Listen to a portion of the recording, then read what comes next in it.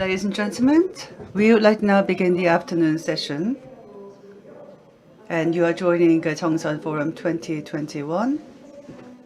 I hope that you are having a beneficial time at this session. We'd like to now begin the Earth session.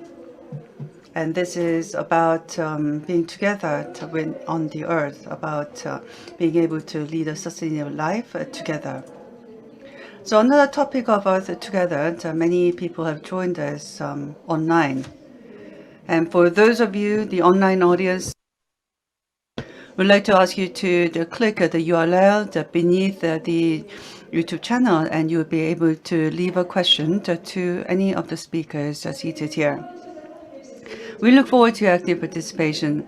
And now we have the line of the speakers seated at the center stage. Please greet the speaker as make introduction of each one of them. The first to be introduced is moderator, Professor Oh Dong-seok of the School of Law at Jeju University. Thank you very much. And joining us online is Mr. Manjar Subin Sundaraj, who is associate lawyer and assistant professor at School of Law at Christ University. Please give a big hand. 조경애, attorney at law at One Law Partners, is here with us today. And next to be introduced is Che Gloria, who is the vice president of Amaranth Company Limited. Thank you.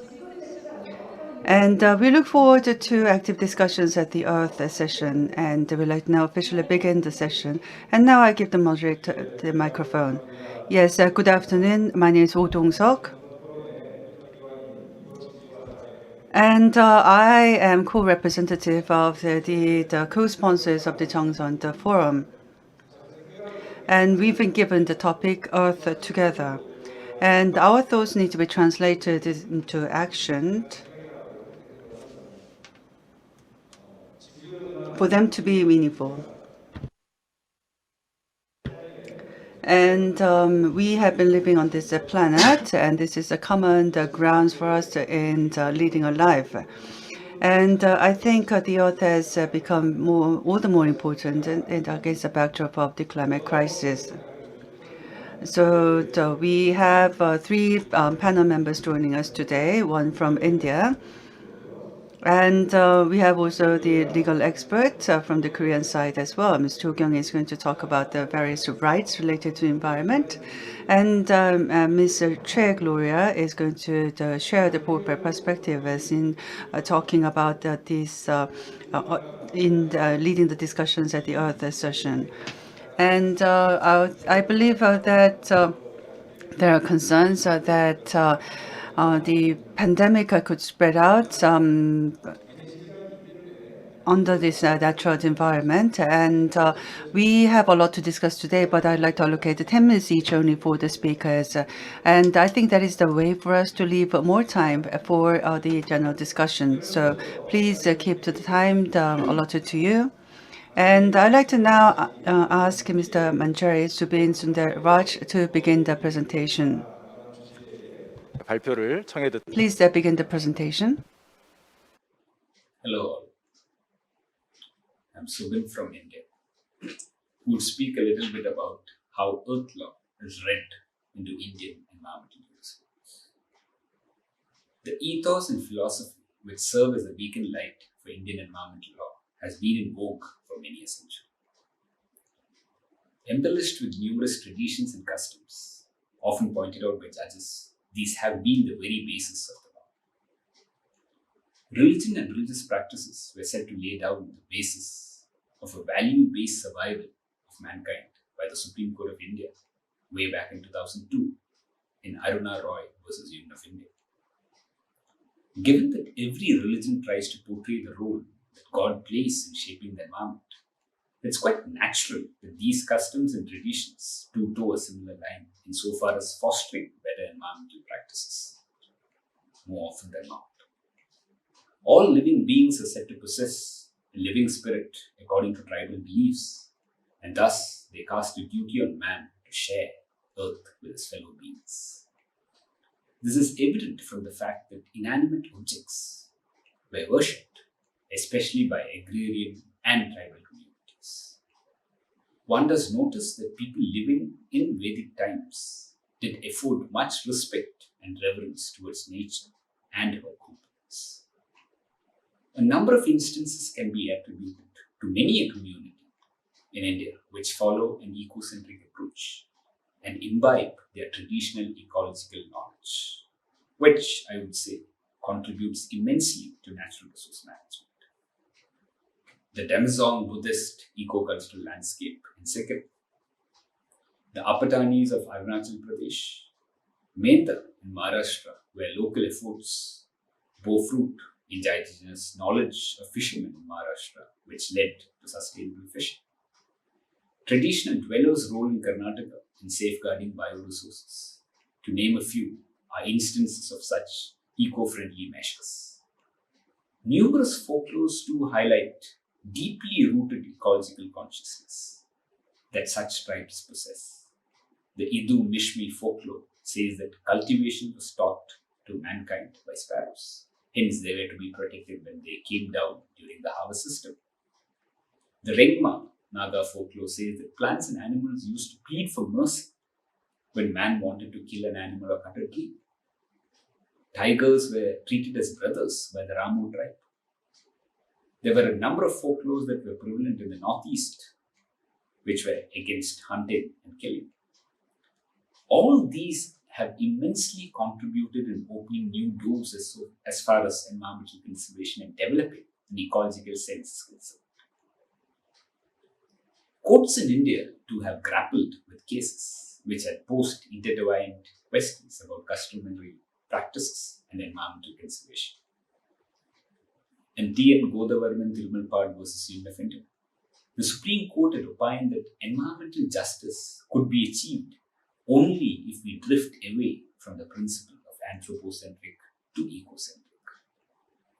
Time and again, one notices that the Supreme Court has highlighted the socio-cultural importance that protecting the environment does imply. Be Tarun Bharat Sangh versus Union of India, where illegal mining activity in the Tiger Reserve was the folk question. Sachidananda Pandey versus State of West Bengal, where the judge quoted the report of the wise Indian chief when the great white chief, the leader of the United States, asked for his land.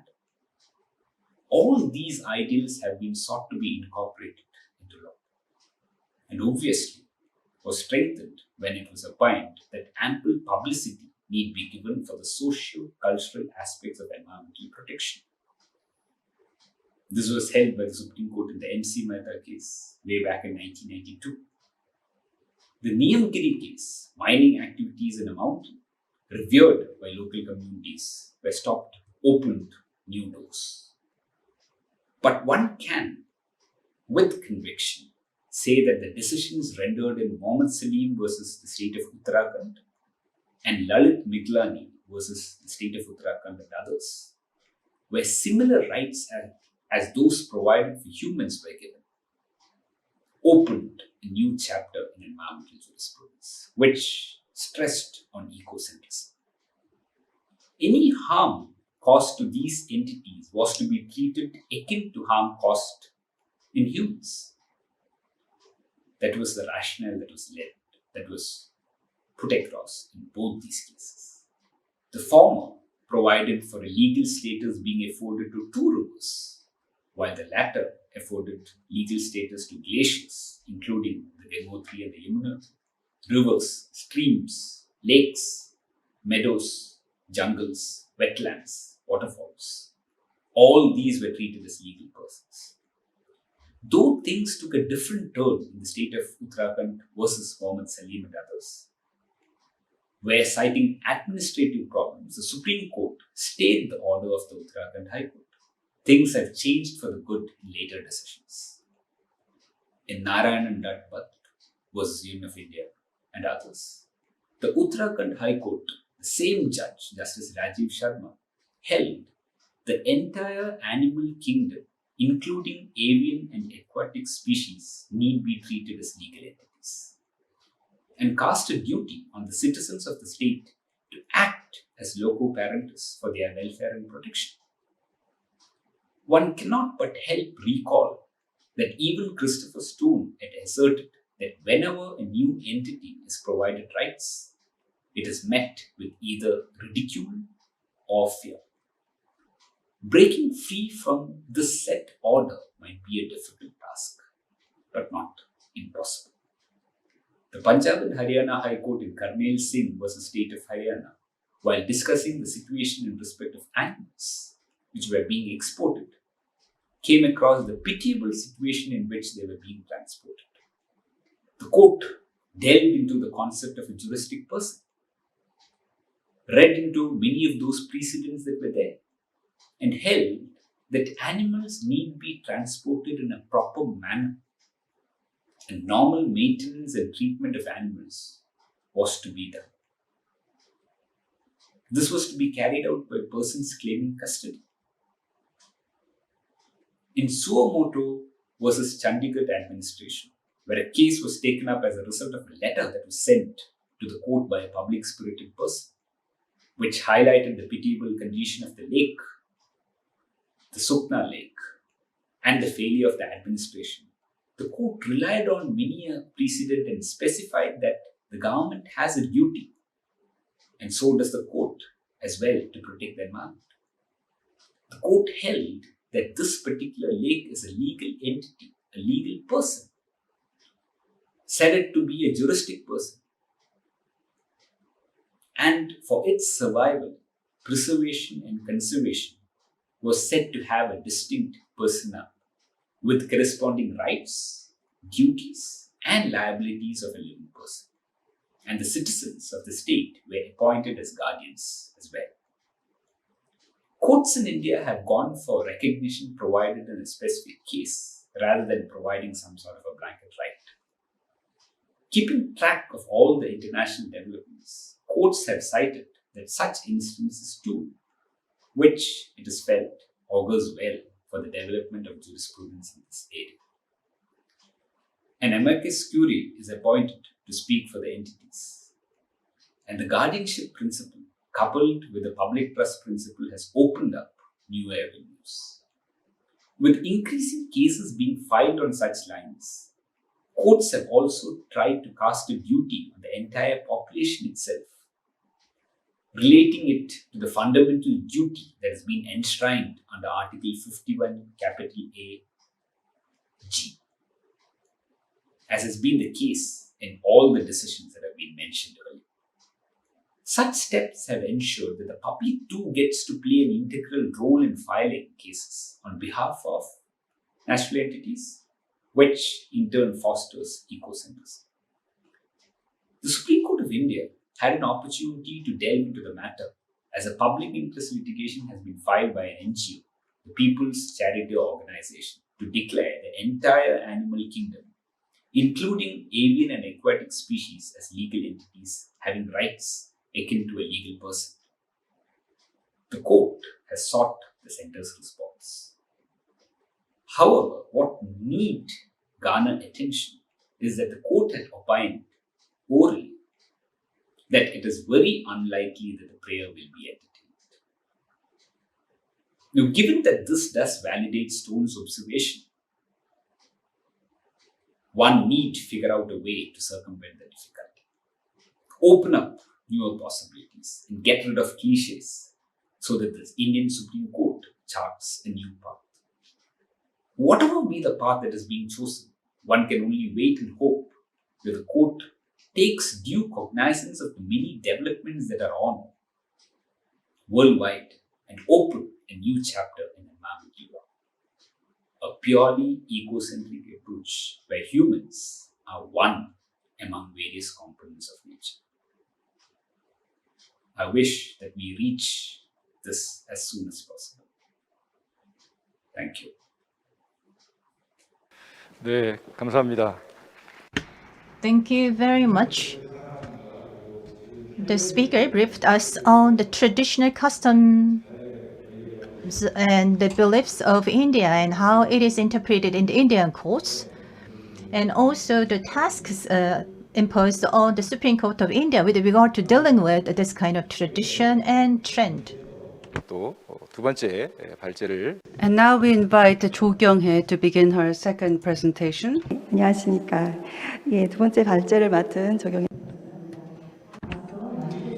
I'm the second speaker, JeongSeon. I'd like to extend my appreciation to the first speaker, Mr. Subin Mander, for his explanation on the Indian cases. Today, I would like to talk about the legislative cases on the rights of rivers. I'll make a quick presentation.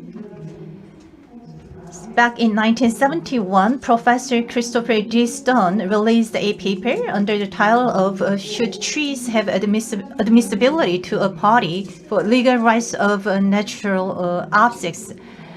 And also there was a very significant case in point, which was the Sierra Club versus Merton case that happened back in 1972. And the Supreme Court Judge Douglas actually acknowledged the admissibility of trees to a party for legal rights of natural objects. And in 2017, the New Zealand became the first nation in the world to grant legal personality to the Wanganui River. The Wanganui River is the third longest river flowing from Mount Tongariro in Northern Ireland to the Tasman Sea.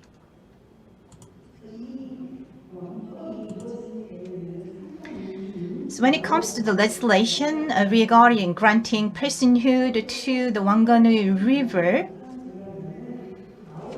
actually, there is a very long history or a background. There was a treaty made back in 1840 between the British Royal Crown and the Maori chiefs. The treaty was called Waitangi Treaty.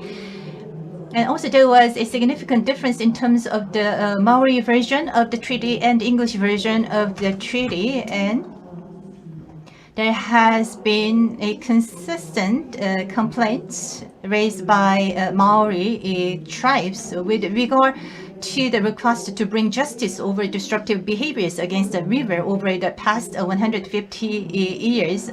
And as a result, there was a report released by Waitangi Tribunal in 1975. And also the beliefs of Maori with regard to their relations with the natural objects, including the Wanganui River, was acknowledged with regard to the report of the tribunal.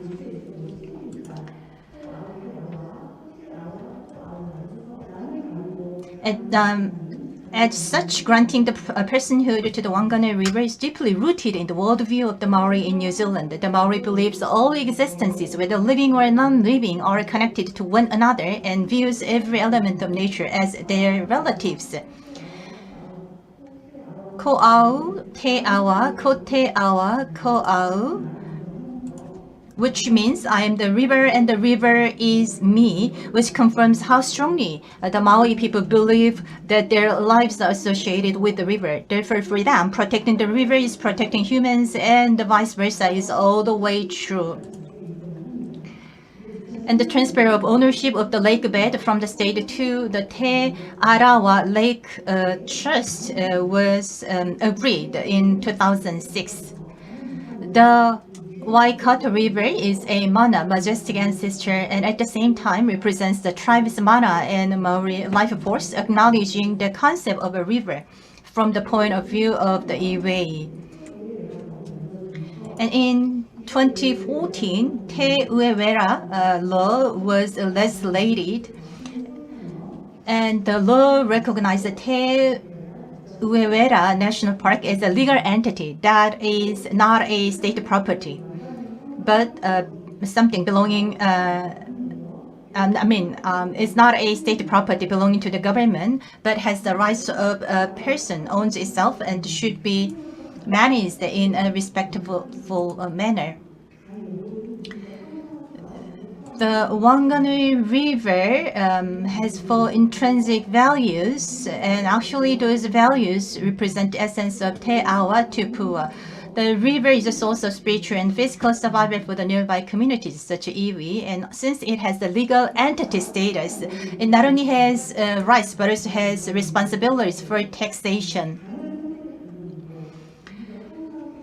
And as it was mentioned before, the intrinsic values represent the essence of Te Awa Tupua, including and the river as a source of spiritual and physical survival for the nearby communities. And the Te Awa Tupua is an indivisible living whole from the mountains to the sea, including the Wanganui River.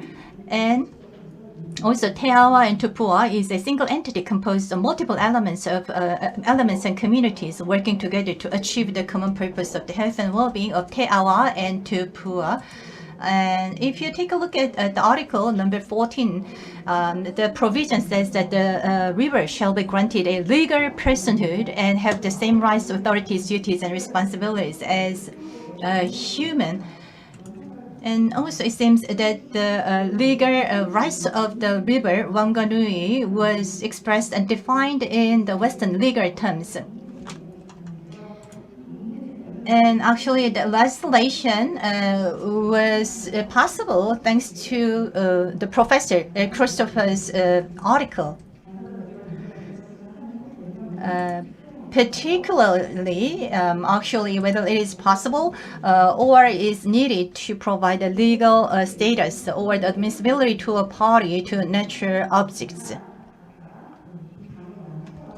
And when it comes to the category of protection, those who exercise their rights, powers, and obligations under certain laws should recognize and provide for or have a special connection with the status of Te Awa, Tupua, and Tupua Te Kewa. Governments have discretion in determining it.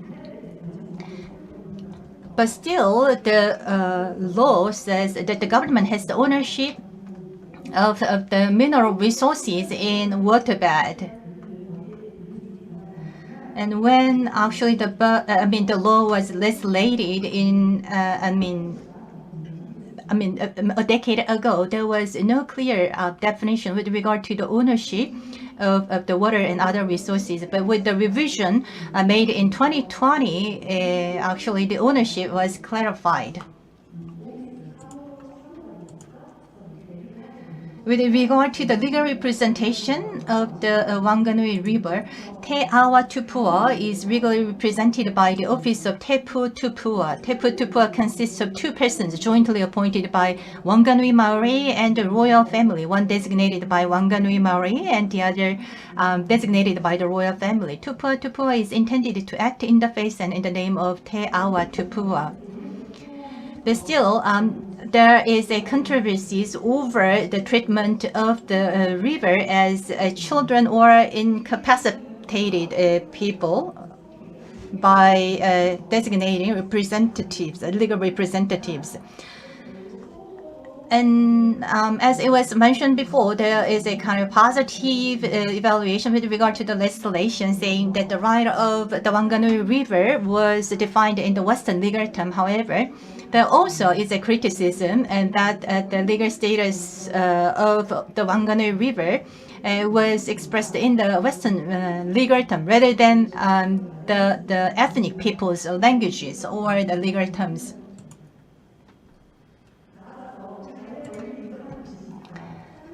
So Western societies that have embraced the Western law are built on rights, just as we recognize the legal rights of intangible corporations. So we can also recognize the legal rights of nature. We all know that every right holder depends his own moral conditions of existence within his rights. It was mentioned by a philosopher, German philosopher Rudolf von Ehring in 19th century. So the ownership stands for legal personality, and legal personality stands for the right to defend one's own legal rights. Thank you very much. I'm sorry that I had no choice but to put pressure on you with regard to time management. But still, I would like to thank you for keeping the time. 그래서 And now we invite Ms. Gloria Che to give us a presentation. She represents the company Amaranth. Good afternoon, ladies and gentlemen. I am Che Gloria, and I'm the Deputy CEO at the Amaranth Cosmetics Company. We take our name from the ancient Greek word. It's about immortality, immortal flower that continues to bloom. And I think I was invited to this forum, environment forum, for one reason. Within the cosmetics industry, for environment, for the planet, we have continued to make efforts, and we will continue to make the efforts. So we would like to talk about the small things that we have done. I think this is a small butterfly movement, but I hope to be able to share this activities with you through today's conference.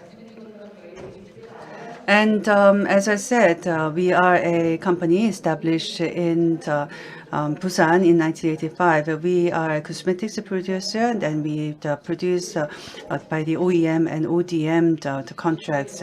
We also export globally to overseas markets. And I do have a video clip prepared, but I'd just like to briefly mention Greta Thunberg. She's a very famous 15-year-old girl who urged that we take actions about the environment. She's a very famous figure. It really shows the importance of the environmental issue and its impact on us. And I think we need to understand the changes that take place in the environment and the climate. And I think with this reason, because I wanted to promote this very important cause, I'm seated here today. And as I mentioned, the COVID-19 has become a climate catastrophe, which is an invisible climate catastrophe. And this catastrophe has been around us for 2 years. And there's been increases in the greenhouse gases emissions. And some scientists believe that it was created, the situation was created because some parts of the world has become the places quite favorable for the bat's habitat, and that has led to these regions becoming the source of the COVID-19 outbreak. And much efforts have been placed already, and there are concerns about the ESG, the governance issues, and so on. I'm sure that the term ESG is something very familiar to you. And many companies responded to the ESG cause. Within the cosmetics industry, we use large volume of plastics. And plastics can be the very practical and easy to use material, but in fact, the large bulk of the plastics that we use end up as waste. And we now see the islands of plastics everywhere. And we believe that at the cosmetics industry, we need to utilize more recyclable materials, and we should also refrain from using animal ingredients, and we should therefore use more vegan the materials. Major companies like Korea Koma, Amore Pacific, these are the companies that they are known to take the lead in taking such efforts. And we are a small regional company based in the regional city, and we joined hands together with the Ministry of Marine, and we have engaged in the joint research. And when we launch new brands, we want to increase the revenue and also subsequently the profit. But we believe it's very important that we take a concept-based approach. We need to make sure that we protect the environment and the current ecosystem is kept intact as we continue our business activities. And at the cosmetics industry, we have these two buzzwords brought up often. One is vegan, and the second is clean beauty. Clean beauty may be a new concept for many of you. As I said, this is about using the raw materials, and there are the packaging materials and the raw ingredients that we use for the production of the cosmetics. It may be these ingredients are maybe used for to beautify people, but we would like to source the raw materials so that we can contribute to environmental protection. And when we do that in our research and development, we name the product as a clean beauty. When we say that we focus on vegan the products, what it means is that we are not going to resort to the animal testing and animal ingredients in developing our products. So this may be small seeds that we are placing, but we are hoping that the seeds will sprout into the significant results in the future. And I also talked about clean beauty and vegan beauty. So the vegan beauty is often promoted in countries like France and also in Korea. Many companies promote vegan products and organic products, our customers too. And we have a vegan beauty certification in France, which means everything has to be vegan, right from the development stage to the final, the mass production stage. And as I said, in the Korea, major manufacturers are taking part in this vegan initiative. They take part in the vegan initiative for R&D as well as the production. Amaranth is a small company, but we have launched the vegan products already, and we have been certified in France. In April and May, we have been given an award by the Ministry of Marine and Affairs. And another concept I want to show you is blue carbon. I think I do have a question from the audience. Do you mind if I take the question right now? Yes. Going back to my slide, blue carbon has to do with absorption of the carbon in the marine environment. 50 times more carbon is absorbed in the marine environment, and therefore we use a lot of marine-based products.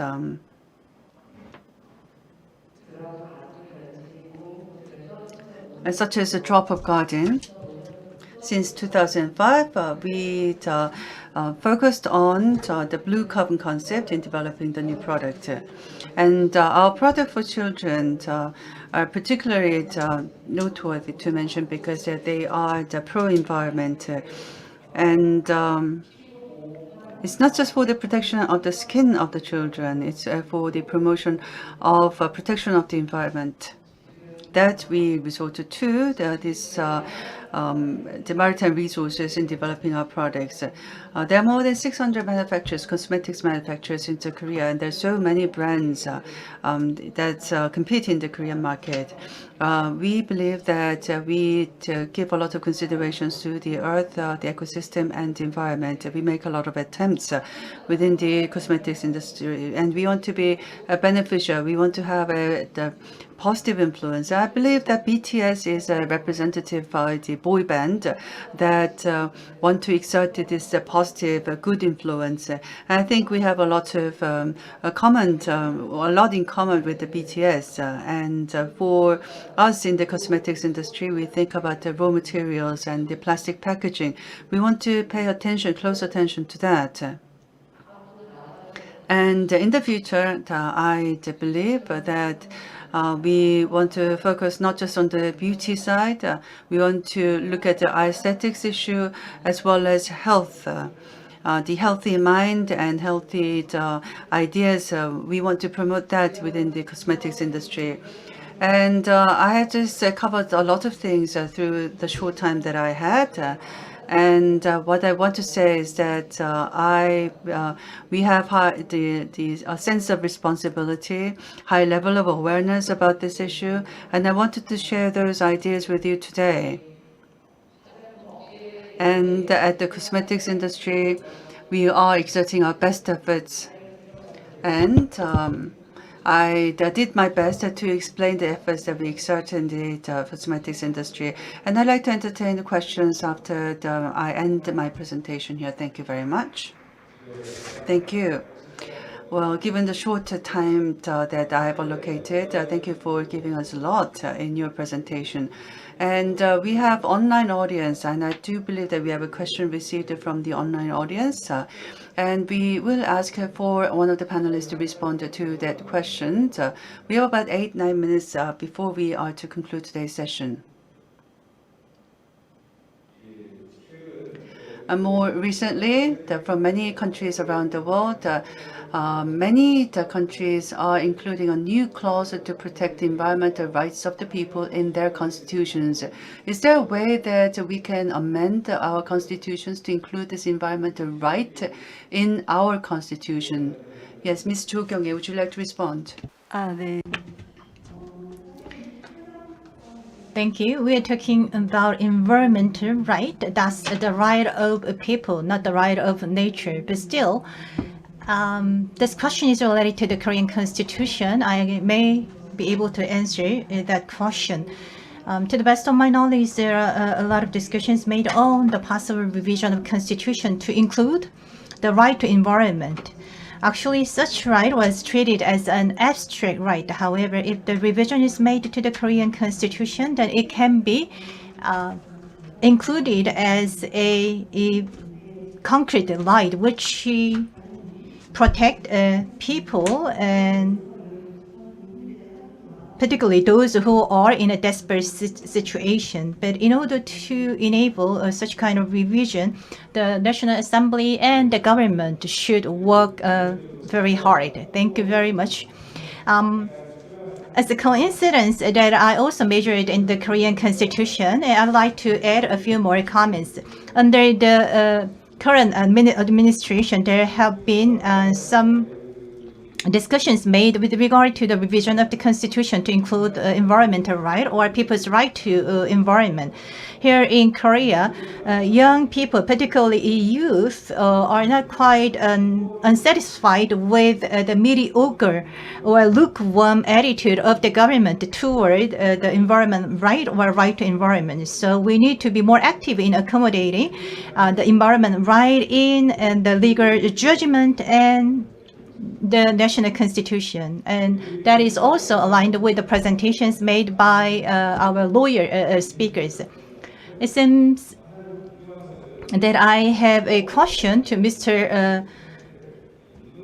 Subin Sundar Raji. You just mentioned the term Earth Law, and I'm just wondering what's the current status of the discussion with regard to the Earth Law in India, and what is your personal interest in the environmental law area? Could you please answer that question? Thank you. Now, to speak about Earth Law in India, I think it's been a difficult choice, especially since courts in India have not taken due cognizance of this particular right. We don't have a definite right as such in the constitution either. We have a right to live in a healthy constitution that's been read under Article 21, which speaks about the right to life. But then unfortunately, the environment as such is not given the right per se. And given those discussions and the decisions that I did mention during my presentation, the Supreme Court is still in a state of flux, I would say, as far as coming to the decision. When you look into it, you get to understand and realize that the court has orally mentioned that it's highly improbable that such a right would be given. Now, all those previous decisions that was rendered by a high court has been stayed, the specific decisions that I did mention. So it becomes a bit difficult and a big challenge to ensure that, well, how do you actually put this into practice? When courts and especially the Supreme Court, makes such an observation, I think it becomes a bit difficult to translate this particular right into action. I only hope fervently that this right would be read into the Constitution and at least the Supreme Court comes out with a decision so as to ensure that, well, we recognize this particular right, not just a right to live in a healthy environment, but also a right that we can provide for the environment itself, recognition of an inherent intrinsic right that the environment has. I hope we reach the day as soon as possible. Thank you.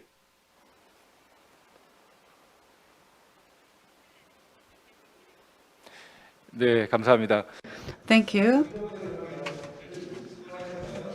Well, the environment, the right could be expanded in a positive note. Human beings will be at the center, and other the animals and the plants could be subordinated. But so some criticize that the other animals species and plant species could be marginalized because of this environmental concept. So that is why we have to pay closer attention to the natural environment as we pursue expansion of this environmental right.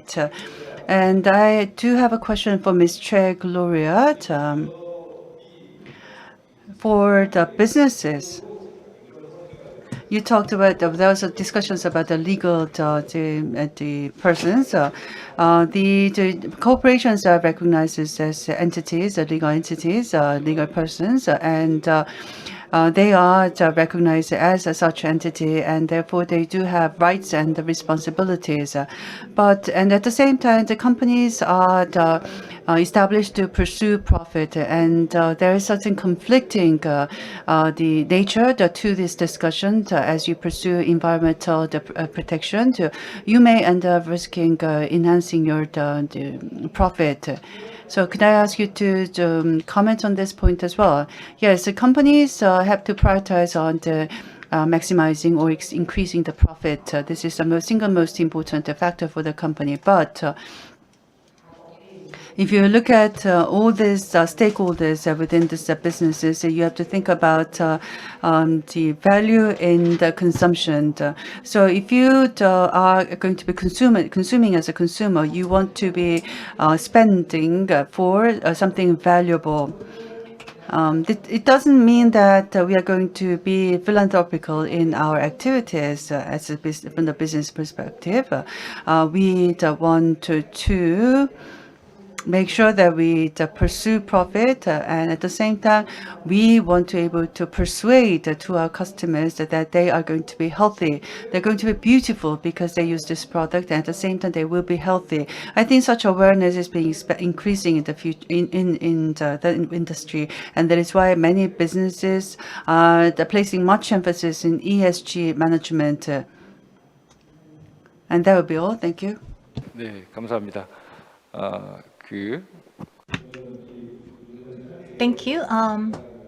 Ms. Cho, could you please give a brief answer to the complaints raised by the Korean youth with regard to the revision of the constitution to include environmental law or right to environment? Here in Korea, there is increasing a number of lawsuits raised by the Korean youth with regard to the environmental right, and I believe that the same goes on in other countries such as New Zealand and some other Western countries. Particularly in the case of Germany, there was certain cases where the court judged that the government didn't do its due obligation with regard to the accommodating the environmental rights of its people. And I believe the same trend should happen in Korea, and the judgment should be made in the Korean court. We need to recognize the rights of the natural objects. But by recognizing actually the legal rights of natural objects, then we can create a sustainable environment for human beings as well.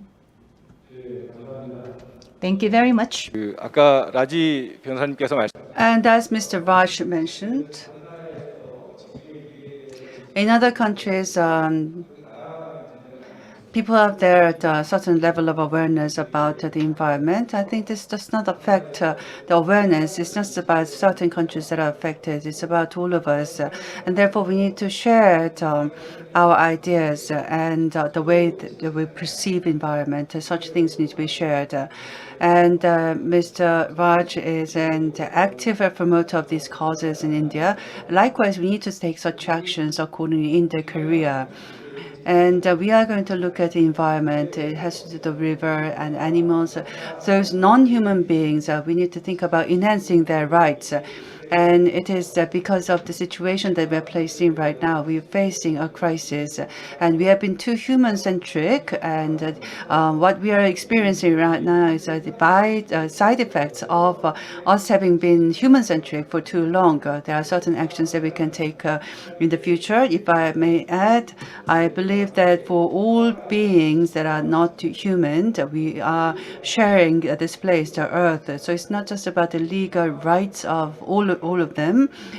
We need to understand the desperate how desperate the situation is, and we need to take common action accordingly. We need a change in our attitude and the perception. I sincerely hope that this forum is going to be a moment for us to take on such changes actively. With this, I'd like to conclude today's session. Thank you very much.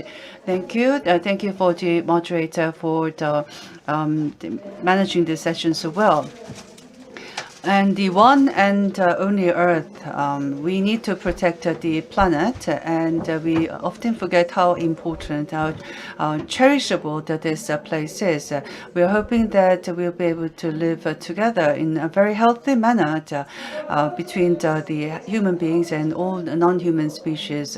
And I like to pull up another the visual thinking drawing to wrap up this session.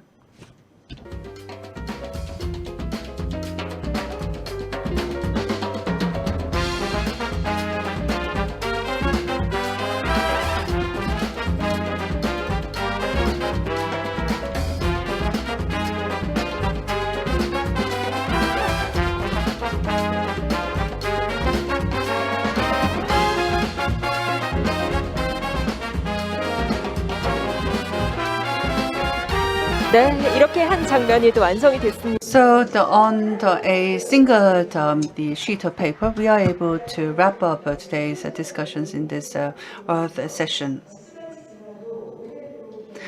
And I do believe that we are going to cherish the memories of having engaged in active discussions at the session. And it was a reminder of the vivid memories that we have developed. We also have a special online event for the online the audience. So please don't leave us, and we will be back at 2 o'clock